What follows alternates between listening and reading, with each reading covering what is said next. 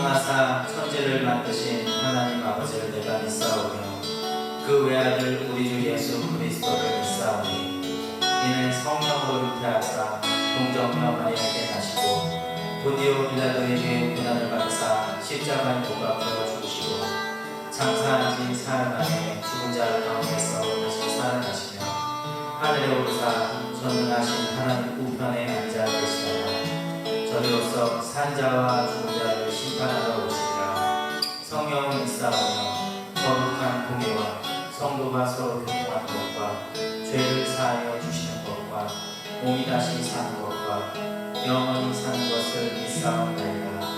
아멘. 환영합니다 여러분들. 우리 함께 힘차게 박수 치면서 중국으로 주일 예배 시작하도록 하겠습니다.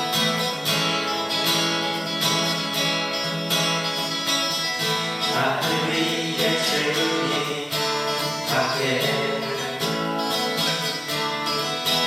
내가 사모자 이 세상에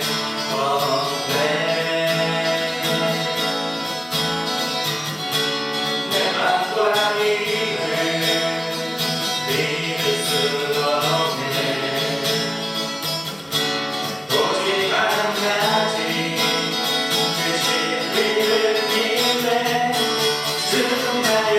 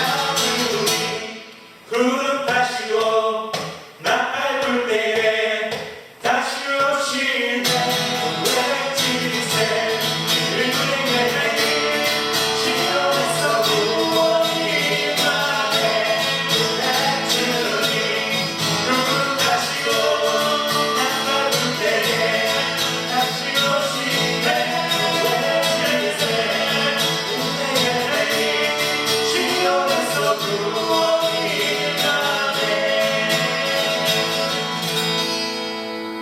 아멘. 우리 주님 분명히 다시 오십니다. 믿으십니까? 우리가 그 믿음을 가지고 하루하루 살아갈 수 있었으면 좋겠습니다. 성령 하나님께서 우리 가운데 함께 하실 때 우리가 그 믿음을 가지고 능히 살아낼 수 있을 줄로 믿습니다. 우리 지금 함께 마지막 찬양 하나님께 올려드리도록 하겠습니다.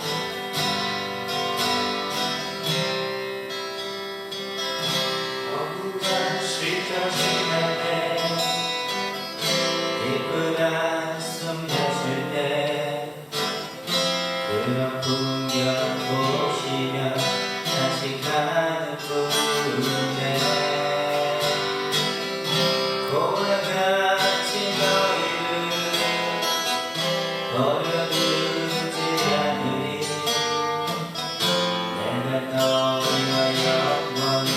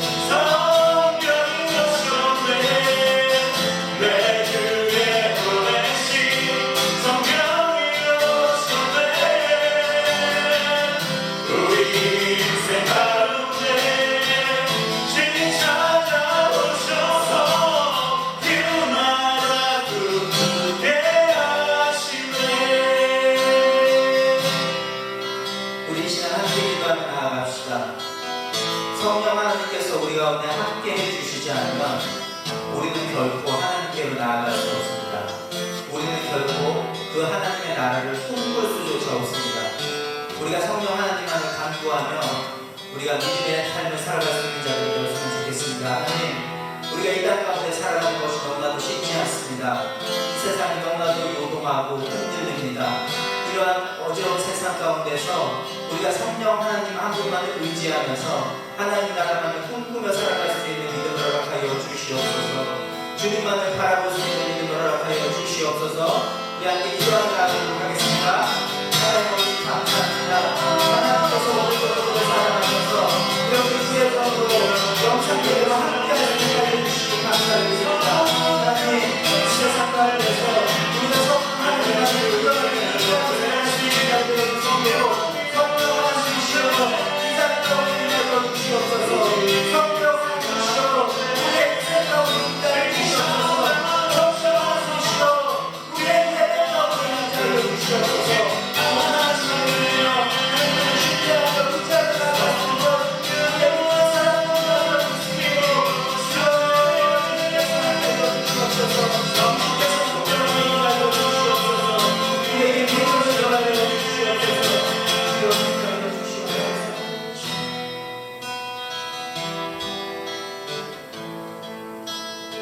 하나님 아버지 감사합니다. 하나님께서 오늘도 우리를 사랑하셔서 이렇게 이 자리 가운데 우리를 불러 모아주신 줄로 믿습니다.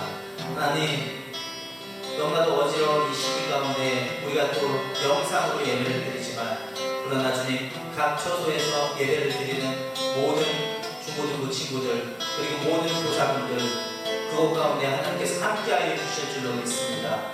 하나님, 오늘의 예배를 통하여서 주님께서 말씀하여 주시고 그 말씀으로 우리 모두가 또 한 주를 살아갈 수 있도록 주여 예배 가운데 임재하여 주시옵소서. 감사드리며 예수님의 이름으로 기도합니다. 아멘. 우리 같이 준비한 예물을 가지고 헌금하는 시간을 갖도록 하겠습니다. 너희가 걸어오는 길마다 예수의 흔적이 되어주기 너희 손길이 닿는 그 모든 곳에 주님이 함께하실 거야. 너희가 걸어오는 길마다 예수의 흔적이 되어주기 너희 손길이 닿는 그 모든 곳에 주님이 함께 하실 거야. 주님이 함께 하실 거야. 성경 암송 같이 하도록 하겠습니다. 시편 1편 1절에서 6절 말씀입니다. 함께 읽도록 하겠습니다. 복 있는 사람은 악인들의 길을 따르지 아니하며 죄인들의 길에 서지 아니하며 오만한 자들의 자리에 앉지 아니하고 오직 여호와의 율법을 즐거워하여 그의 율법을 주야로 묵상하는도다. 그는 시냇가에 심은 나무가 철을 따라 열매를 맺으며 그 잎사귀가 마르지 아니함 같으니 그가 하는 모든 일이 다 형통하리로다. 악인들은 그렇지 아니하며 오직 바람에 나는 겨와 같도다. 그러므로 악인들은 심판을 견디지 못하며 죄인들이 의인들의 길에 의인들의 모임에 들지 못하리로다. 무릇 의인들의 길은 여호와께서 인정하시나 죄인들의 길은 망하리로다. 두 번째입니다.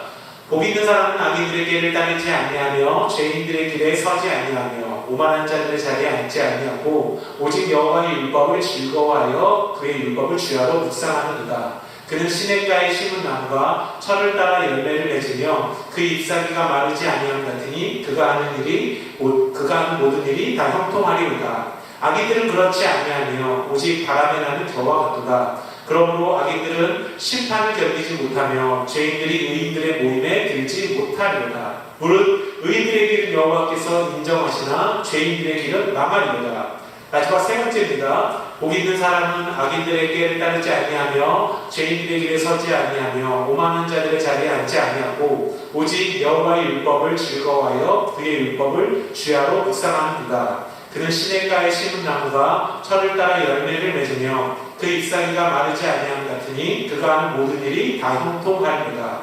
악인은 그렇지 않으며 오직 바람에 나는 겨와 같도다. 그러므로 악인들은 심판에 견디지 못하며 죄인들이 의인들의 모임에 들지 못하리로다. 무릇 의인들의 길은 여호와께서 인정하시나 죄인들의 길은 망하리로다. 아멘. 이렇게 시편 1편에서 1절에서 6절까지의 말씀을 함께 암송했습니다. 여러분들이 암송한 구절만큼 암송을 해서 영상을 보내주시면 우리 학생들에게 또 푸짐한 선물을 드리려고 합니다. 암송한 영상을 선생님들께 보내주시기 바랍니다.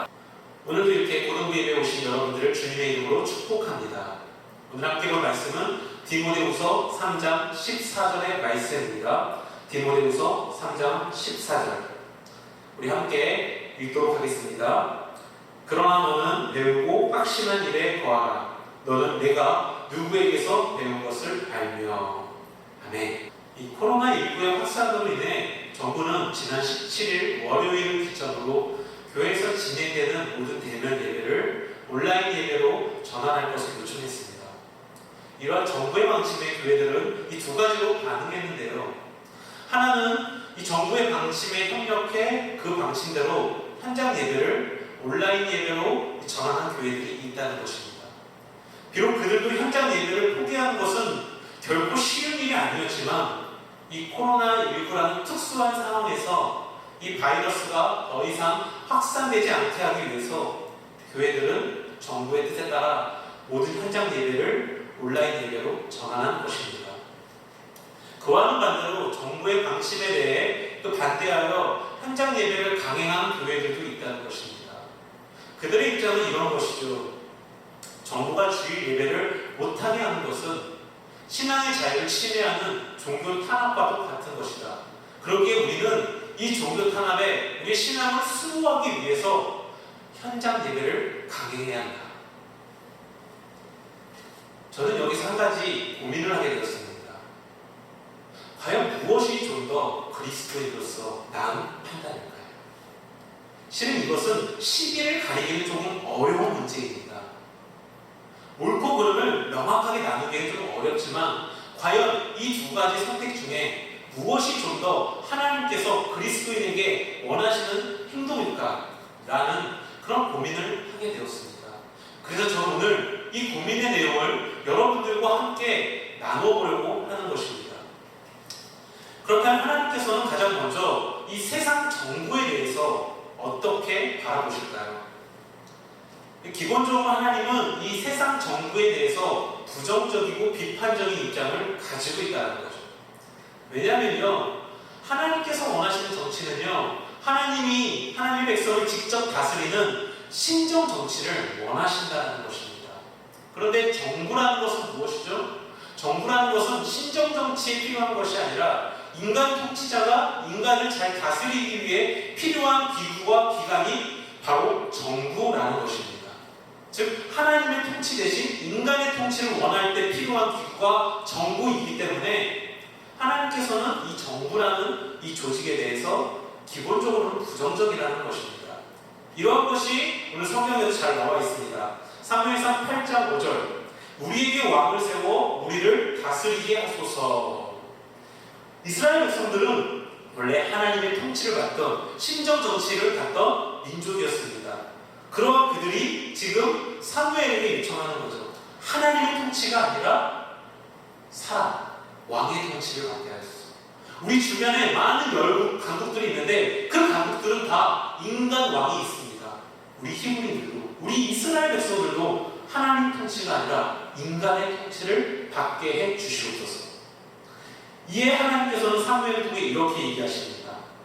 여호와께서 사무엘에게 이르시되 백성이 내게 한 말을 다 들으라. 이는 그들이 너를 버린 게 아니요 나 여호와를 버려 나를 그들의 하나님으로 세우는 것을 거절했다. 즉 하나님께서는 하나님이 이 땅을 통치하기를 그 백성을 통치하기를 원하시는데 이 정부라는 것은 인간 지도자가 인간을 통치하기에 필요한 기구이기에 근본적으로는 이 정부에 대해서 부정적이라는 것입니다. 그렇다면 왜 하나님께서는 이 부정적인 정부를 허용하신 것일까요? 이는 정부가 가지고 있는 순기능이 있기 때문이라는 것입니다. 인간은 본질적으로 죄를 지을 수밖에 없는 죄인입니다. 즉, 이 죄라는 문제 때문에 실은 정부는 반드시 필요한 것이라는 것입니다. 로마서 3장 23절 모든 사람이 죄를 범하였다. 로마서 3장 12절 선을 행하는 자는 없나니 하나도 없다. 바울은 모든 인간이 죄이며 그로 인해 선을 행할 수 있는 인간은 단 한 명도 없다라고 말씀하고 있다는 것입니다. 즉 인간의 이러한 죄악된 본성으로 인해 이 세상에서는 죄악이 가득할 수밖에 없다는 것이, 이게 무슨 얘기냐면요, 자신의 이익을 위해 타인에게 피해를 가할 수 있다는 것이죠. 나의 만족과 나의 유익을 위해 다른 사람에게 해를 끼칠 위험이 크다는 것이, 그게 인간의 본질이라고 지금 바울이 얘기하는 것입니다. 즉 정부는 바로 이러한 죄악의 요소를 억제하는 역할을 한다는 거죠. 그리고 사회 질서를 유지하기 위해 필요한 기관이라는 것입니다. 그렇기 때문에 이러한 악을 억제하고 그리고 사회 질서를 유지하기 위해 정부는 꼭 필요하기에 하나님께서 이 목적적으로 선하신 정부를 허용하신 것입니다. 자, 이러한 정부의 역할이 이 로마서에도 사도 바울이 잘 언급하고 있습니다. 로마서 13장 3절 다스리는 자들은 선한 일에 대해 두려움이 되지 않고 악한 일에 대하여 두려움이 되나니 내가 권세를 두려워하지 않느냐 선을 해라. 이렇게 칭찬을 하네요. 이 바울은 정부가 하는 일을 이렇게 말하고 있어요. 선한 사람들을 위해서는 그들의 행복을 지켜준다. 그리고 악한 일을 행한 사람들에게는 그들에게 걸맞은 벌을 내리는 것이다. 이게 정부의 역할이라는 거죠. 즉 정부는요, 선한 사람들을 악인으로부터, 악한 행동으로부터, 악한 짓으로부터 보호해주는 역할을 하고 있다는 것입니다. 그렇다면 이 그리스도인들은 세상 정부에 대해서 어떤 관점으로 바라봐야 할까요? 로마서 13장 1절에 바울은 또 이렇게 얘기합니다. 각 사람은 위에 있는 권세들에게 복종하라. 권세는 하나님으로부터 나지 않은 게 없으니 모든 권세는 다 하나님께서 정하신 바라. 성경은요, 세상의 모든 권세가 하나님께로부터 나왔다라고 말씀하고 있습니다. 정부의 권세, 통치자의 권세, 법의 질서의 권세, 이 모든 권세, 이 권력과 이 모든 권세들이 그들이 획득한 것이 아니라 하나님께서 그들에게 주셨다라는 것입니다. 즉 그 인간이 가지고 있는, 인간 세상에서 누릴 수 있는 그 모든 권세가 하나님께로부터 온 것이기 때문에 너희는 그 권세에 복종해야 한다라고 말하고 있습니다. 이는 인간적인 굴복이 아닙니다. 나보다 위에 있는 사람들, 나보다 위에 있는 권력에 억지로 하는 굴복이 아니라 그리스도인들은 이 모든 권세가 하나님께서 허락하신 것이고 하나님께서 주신 것이기에 그 하나님의 높으신 권세 앞에서 순종해서 그 세상의 권세에 복종해야 한다는 것입니다. 자, 그러면서 바울이 이렇게 얘기합니다. 13장 2절에 보면서 그러므로 권세를 거스리는 자는 하나님의 명을 거스리니 거스르는 자들은 심판을 자취한다. 하나님께서 세상의 통치자나 세상의 법의 그 위임한 권세에 따르지 않는 자, 따르지 않는 자들은 그 세상 권세를 따르지 않는 것이 아니라 그 권세를 주신 하나님께 불순종하는 것이다. 하나님의 권위를 무시하는 것이다. 그러기에 그 권위를 무시한 자들을 향해 하나님께서 심판을 행한다고 말씀하고 있는 것이다. 그래요. 세상의 권세, 법, 정부, 통치자, 위에 있는 모든 권력, 이 모든 권세가 하나님께로부터 나온 것임을 믿으시기 바랍니다. 그리고 그 권세가 하나님께로부터 나왔기 때문에 우리는 그 세상의 모든 권세에 하나님의 권세를 바라보면서 복종하고 따라가야 한다는 것입니다. 그러기에요, 참된 그리스도인들은요, 이 모든 통치자 위에 그리고 사회적인 이 법 질서 위에 하나님이 계심을 알고 하나님이 주심을 알기 때문에 그 모든 것들을 잘 지킨다는 것입니다. 즉 법을 잘 준수한다는 것이죠. 그렇게 제대로 된 그리스도인들이 세워지면, 많이 세워지면 그만큼 그 사회는 법을 잘 지키는 사회가 되는 것이 정상입니다. 온전한 법치주의가 일어날 수밖에 없는 것이 당연한 것입니다. 즉 참된 그리스도인들은 본질적으로 이 정부를 비롯한 세상의 모든 권세가 하나님께로부터 왔음을 인정하고 그 권세에 복종하는 것이 성경적이라는 것이죠. 그런데 여기서 이제 하나의 예외가 있습니다. 그렇다면 하나님으로부터 그 위임을 받은 그 세상의 권력, 권세가 만약 그들이 하나님께서 원하시지 않는 하나님의 뜻과 그 상반되는 행동을 행할 때는 어떻게 해야 하는가? 하나님께서 세상 권세자들에게 그 권세를 주신 것은요, 하나님의 뜻을 그들이 드러내게 하기 위해 주신 것입니다. 그들의 목적은 이 땅 가운데 하나님의 공의로움, 의로우심, 그 우리 안에 심어준 양심의 법 안에서 올바른 행동들, 그것들을 온전히 세우게 하기 위해 이 권세자들을 세운 것인데, 그들이 그 뜻을 어긋나게 된다면 우리는 그 어긋난 행동에 대해서 저항할 수 있어야 한다는 것입니다. 왜죠? 하나님께서 주신 권세가 이 세상의 권세보다 더 크기 때문에 그렇습니다. 그렇게 그리스도인들은 하나님의 권세를 위임받은 통치자들, 권력자들이 정말 하나님의 뜻에 맞는 통치를 잘 하고 있는가를 우리가 주의 깊게 살펴봐야 한다는 것입니다. 세상의 권세자들이 하나님의 공의라는 그 놀라운 뜻을 온전히 잘 이뤄 나간다면 그리스도인이 해야 할 일은 이 땅 가운데서 자신이 그리스도인으로서 온전한 그 신앙을 유지하고 그 일에만 애쓰면 되는 것입니다. 그런데 만약 이 세상의 권세를 가진 자들이 그 하나님의 뜻을 벗어난다면 우리는 개인의 경건을 위해서만 애써서는 안 되는 것이에요. 오히려 그 세상의 권세자들이 하나님의 뜻에 벗어났음을 우리는 지적할 수 있어야 하며 그들이 다시 하나님의 올바른 공의로 돌아올 수 있도록 개선할 수 있도록 자꾸 소리를 내야 한다는 것입니다. 자, 18세기 영국은요, 노예제도와 노예무역이 성행했습니다. 그리고 감옥에서는 잔인한 형벌도 일어났고요. 사회는 굉장히 불도덕했고요. 성적으로는 굉장히 곤란했습니다. 매춘이 성행했습니다. 그리고 정치와 교회는 모두 타락했습니다.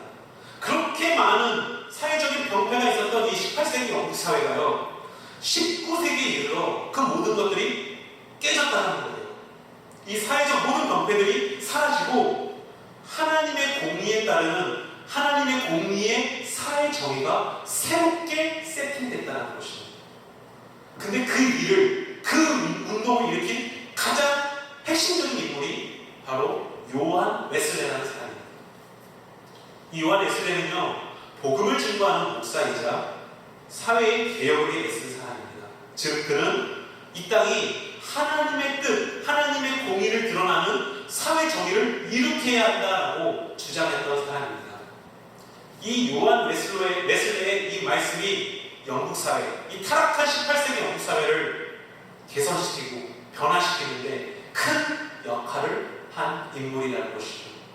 즉, 그리스도인들은 이 사회의 타락, 사회가 하나님의 공의에서부터 멀어져 간다면 그 공의가, 그 사회가 다시 하나님의 공의로 돌아올 수 있도록 이 그리스도인의 소리를 내야 한다는 것이죠. 이러한 잘못된 권세에 대한 그리스도인의 저항은 성경에서도 잘 드러납니다. 이 다니엘 시대에 느부갓네살 왕이 금신상을 세웁니다. 그리고 이 금신상에게 절을 하라고 하죠. 그리고 절하지 않는 자들은 모두 불구덩이 속에 빠뜨려버리겠다고 선포합니다. 그런데요, 이것이요, 그리스도인의 관점에서는 하나님 외에 다른 신에게 전하는 것은 우상숭배라는 관점이 있습니다. 당시 그 지역에 있었던 사드락과 메삭과 아벤누고는 이러한 왕의 명령을 따를 수가 없었습니다. 왜요? 하나님의 공의에 어긋난 행동이었기 때문에, 하나님의 공의의 법에 어긋난 행동이었기 때문에 사드락과 메삭과 아벤누고는 죽음을 각오하고 그 왕의 신상에 절한 것을 거절했다는 것입니다. 그들이 자신의 목숨을 걸면서까지 이렇게 왕의 명령을 어길 수 있었던 것은 왕의 명령보다 하나님의 명령이 더 위이기 때문에, 왕의 법칙보다 하나님의 법칙이 더 위이기 때문에 이러한 믿음의 결단을 할 수 있었다는 것이죠. 그래서 그들은 이렇게 고백을 합니다. 그렇게 하지 아니하실지라도, 즉 하나님이 자신들이 풀무불 속에 빠져도 구하지 않으실지라도 우리는 이 왕의 신상, 이 우상에게 절하지 않겠나이다. 그렇습니다. 그리스도인들은 사회의 부정의, 불의에 하나님의 온전한 공의를 드러내기 위해 애쓰는 자들이 되어야 하는 것입니다. 이어서 프란시스 셰퍼 목사님도 그리스도인의 사회적 참여에 대해서 이렇게 말씀하십니다. 우리는 만약 어떤 국가 기관이라도 하나님의 법에, 하나님의 공의에 반대되는 것을 명령한다면 우리는 그 국가의 기관의 권위가 소멸된다는 것을 알아야 합니다. 왜냐하면 이 법을 주신 하나님께 대한 우리의 충성은 우리가 권력의 독재적인 횡포에 적절한 단계를 취하며 반응할 것을 요구합니다. 즉 그리스도인들이 이 땅 가운데서 하나님의 뜻을 온전히 드러내는 그 일에 힘쓰는 자들이 되어야 한다는 것이죠. 그래서 이 땅의 권력을 가진 자들이 하나님의 뜻에 올바른 공의를 실천하며 나아간다면 그 세상의 권세에 우리는 복종해야 하지만, 만약 그 권력을 가진 자들이 하나님의 공의에 벗어나는 그러한 행동으로 나아간다면 세상의 권세에 저항하고 하나님의 뜻을 드러내는 것이 참된 그리스도인의 모습이라는 것입니다. 이러한 저항이 곧 하나님 앞에서의 순종이라는 것이죠. 자, 그렇다면 처음의 질문으로 돌아가 봅시다. 코로나19라는 특수한 상황에서 과연 우리는 주일 예배를 온라인 예배로 전환하는 것이 좀 더 나은 판단일까요? 아니면 정부의 요청을 거절하고 현장 예배를 강행하는 것이 그리스도인으로서 좀 더 나은 판단일까요? 여기서 가장 먼저 우리가 생각해야 할 문제는 무엇이 더 하나님께 영광이 되는가? 무엇이 더 하나님의 뜻에 맞는 것인가? 라는 그러한 고민을 해야 한다는 것입니다. 일반적인 상황이라면 대면 예배를 못하게 하는 것은 종교 탄압이 맞고 이에 우리는 맞서서 저항해야 합니다. 출애굽기 20장 8절에 너희는 안식일을 기억하여 거룩히 지키라. 이 구약의 안식일은요, 신약의 주일, 우리가 예배드린 주일을 의미합니다. 즉, 이 주일을 거룩히 지키라는 거예요. 거룩히 지키라는 것은 온라인들이라는 것이 아니라 현장에 와서 많은 성도들과 많은 사람들과 함께 관계도 맺으면서 그 사람들이 하나님께 집중해서 온전한 예배를 현장에서 드려야 하는 것을 의미합니다. 그런데 그것은 일반적인 상황에서에 해당되는 것이죠. 지금 우리가 처한 코로나19라는 상황은 아주 특수한 상황인 것입니다. 이런 적이 없었던 전 세계 최초로 있는 일이라는 것이죠. 또한 이러한 정부의 요청, 대면 활동을 하지 말라고 하는 정부의 요청은 비단 교회만 해당되는 것은 아니죠. 사람들이 여럿이 모이는 동일한 장소에 이러한 동일한 요청이 가해지고 있다는 점에서 볼 때 이것을 이 종교 탄압으로 보고 저항을 하는 것은 제 개인적으로는 조금은 과한 생각이 아닐까 싶습니다. 그렇다 마지막으로 이 코로나19라는 특수한 상황에서 우리는 그리스도인들은 어떠한 모습을 가져야 할까요? 이사야 1장 11절이 그 답을 해결해 줍니다. 여호와께서 말씀하시되 너희의 무수한 죄물이 내게 보이듯이 유익하뇨. 나는 순양의 번제와 살찐 짐승의 기름에 배불렀고 나는 숫송아지나 어린 양의 순념새끼를 기뻐하지 아니하노라. 하나님께서는요, 이스라엘 백성들의 형식적인 제사, 형식적인 예배에 지쳐있다고 얘기하십니다. 즉 하나님께서는 중심이 없는 예배, 그런 예배를 결코 기뻐하지 않는다는 것이죠. 즉 하나님께서 이스라엘 백성들에게 원하시는 예배는 중심의 하나님을 향해 온전히 서 있는, 오직 하나님만 바라보는 그러한 예배를 원하신다는 것입니다. 코로나19라는 특수한 상황에서 우리가 가져야 할 예배의 모습, 이것이 아닐까 싶습니다. 우리의 중심과 마음이 하나님을 향해 온전히 세워져 있는 예배, 그것은 현장에서 예배를 드리느냐 온라인으로 예배를 드리느냐 그것의 문제가 아니라는 것 같습니다. 현장에서 예배를 드려도 그 마음과 중심이 하나님을 향해 있지 않는다면 그 예배는 하나님을 기뻐하지 않는 예배일 것입니다. 반대로 온라인으로 예배를 드린다 할지라도 그 그 마음과 중심이 하나님을 향해 온전한 예배의 자리로 나아가고 있다면 그 예배는 하나님이 기쁘시게 받을 것입니다.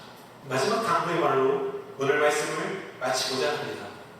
일반적인 상황에서 우리가 주일을 기억하여 교회로 나와서 온전하게 예배를 드리는 것이 옳은 것입니다. 그러나 이 코로나19라는 특수한 상황에서는 꼭 교회에 나와 예배를 드리는 것만이 답이 아니라 온라인 예배라 할지라도 우리의 중심이 하나님을 향해 온전히 서 있는 예배라면 하나님께서 그러한 예배도 기쁘게 받으실 것이라는 겁니다. 우리 기도하겠습니다. 우리 먼저 가장 첫 번째로 기도할 것은 이 코로나19가 속히 끝나서 우리 많은 학생들이 이 교회 현장에 와서 예배를 드릴 수 있게 달라고 기도합시다. 두 번째는 우리 학생들의 건강을 위해서 기도합시다. 세 번째는 우리가 드리는 이 온라인 예배 가운데 하나님을 향한 온전한 마음, 중심이 하나님을 향한 온전한 예배를 드릴 수 있게 달라고 기도합시다. 그리고 마지막으로는 대학과 취업을 준비하는 우리 고3 원육바들 위해서 함께 기도하겠습니다. 하나님의 사랑하는 주님, 사랑하는 학생들 하나님 지켜해 주셔서 아버지 코로나19 가운데서 안전을 지켜해 주시고 우리 학생들은 코로나19 가운데서 아버지 하나님 시여서 안전하게 우리의 삶을 지킬 수 있도록 도와주시고 하나님 예배 현장에 속히 회복될 수 있도록 아버지 코로나19 속히 끝날 수 있도록 도와주시옵소서. 백신을 나오게 해주시고 우리 학생들이 이 현장으로 나와서 이곳에서 예배를 드릴 수 있게 해주시옵시고 바로 온라인 예배를 위해 끝이가 동안에 하나님의 온전한 예배를 이 온라인 예배에서 드릴 수 있도록 우리 마음과 정신 하나님을 향해 온전히 서 있을 수 있도록 계속해서 도와주시옵소서. 우리 예배를 받아주시옵소서.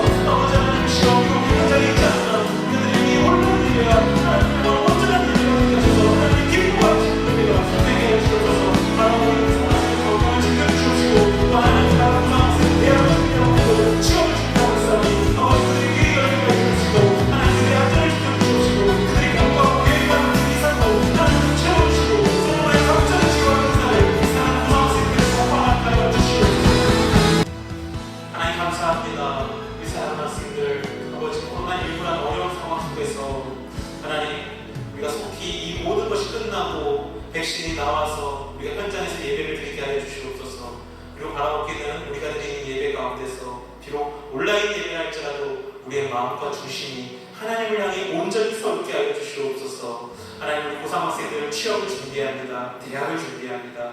지혜를 허락하셔서 그들의 길이 열릴 수 있도록 주여 힘을 더하시고 능력을 더하여 주시옵소서. 이제는 우리 주 예수 그리스도의 은혜와 하나님 아버지의 무한하신 사랑하심과 성령의 교통 역사하시는 종이 우리 학생들 머리 위에 이제부터 영원토록 함께 있을지어다. 아멘. 샬롬. 샬롬은 히브리인들의 인사말로 평강이라는 뜻을 가지고 있습니다. 네, 샬롬의 평화가 이 코로나19로 인해서 많이 힘들어하고 있는 우리 중고등부 학생들에게 여러분 각 가정마다 또 각 형편마다 하나님의 평강이 가득하기를 소원하는 마음으로 이렇게 인사말을 해봤습니다. 우리 다시 한번 같이 인사해볼까요? 샬롬. 네, 지난 수요일 7시에 우리 중고등부 친구들과 함께 실시간 온라인 레크레이션을 진행을 했습니다. 네, 저희가 처음 진행을 해서 음성이 잘 안 나오는 등 많은 애로사항이 있었는데 그럼에도 불구하고 우리 중등부, 고등부 친구들이 함께 참여해줘서 많은 선물을 받아갔습니다. 그래서 어떤 친구들은 치킨, 피자, 떡볶이 이렇게 다양하게 받아간 친구들도 있는데 다음에 또 기회가 되면 이렇게 실시간 온라인 이런 이벤트를 할 거니까요. 이번에 참여하지 못한 친구들도 함께 꼭 참여해 주시기 바랍니다. 첫 번째 광고입니다. 코로나19로 인한 정부의 제재가 완화되기까지 중고등부 예배는 온라인 예배로 대체가 됩니다. 주일 11시 예배가 시작이 되니 모두 온라인 예배에 함께 해주시길 바라겠습니다. 네, 두 번째 광고입니다. 이번 주부터 성경 읽기, 빈칸 채우기 이벤트가 진행됩니다. 구체적인 방법을 전사님이 소개해 주실 텐데요. 네, 먼저는요, 여러분들이 직접 마태복음 1장, 2장, 3장 이 세 장의 말씀을 읽어주세요. 그 다음에 화면에 나오는 성경 구절을 찾아서 빈칸의 내용을 각 반 선생님들에게 보내주시면 됩니다. 네, 여기서 주의사항은 마태복음 1장, 2장, 3장의 성경을 꼭 읽고 한 번만 읽으시면 됩니다. 이 세 장을 꼭 읽은 다음에 이 성경 퀴즈를 풀어야 합니다. 그리고 이 퀴즈에 대한 내용은 우리 선생님들이 각 반 예배가 끝나고 각 반 친구들에게 보내줄 겁니다. 그걸 가지고 여러분들 퀴즈를 꼭 풀어서 선생님들께 전송해 주시면 되겠습니다. 네, 이렇게 퀴즈에 참여한 친구들에게는 추첨을 통해 기프티콘 선물을 전송해 드립니다. 성경 3장, 마태복음 1장에서부터 3장까지 3장을 읽고 기프티콘을 획득해 주세요. 전사님, 근데 추첨을 통해서 준다는 것은 몇 명이 정해져 있는 건가요? 아니면 모든 친구들에게 다 준다는 건가요? 특별히 정해져 있는 인원수는 없고요. 모든 친구들 참여해서 정답을 맞춰주신 모든 친구들에게 기프티콘을 지급할 예정입니다. 네, 그러니 모두들 함께 참여해 주시기 바랍니다. 네, 마지막 광고입니다. 9월 1일 화요일 월삭 새벽 기도회가 시작됩니다. 아직도 코로나19로 인해서 대면 예배를 할 수 없어서 지난 수요 성령 집회처럼 교회 링크를 통해서 월삭 새벽 기도가 시작되니까요. 시간은 새벽 5시입니다. 조금 힘들겠지만 이 새벽 월삭 예배에 함께 동참해 주시기 바랍니다. 여러분들 코로나19가 계속해서 확산되고 있으니 한 주 동안도 여러분들 조심하시고 건강을 잘 지켜주시기 바랍니다. 여러분들 한 주 동안 건강하시고 다음 주에 봐요.